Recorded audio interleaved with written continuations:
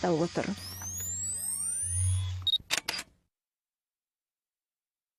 Саяси шешімдер, экономикалық ахуал. Биылғы осы құрылтайдың қандай ерекшелігі болды? Біздің бүкіл саяси жүйені өзгерту.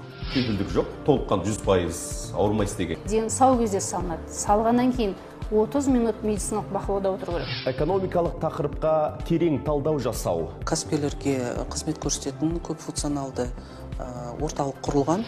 Бүгінгі әңгіме хабары, қоғам айнасы, дүйсенбі 19:45-те.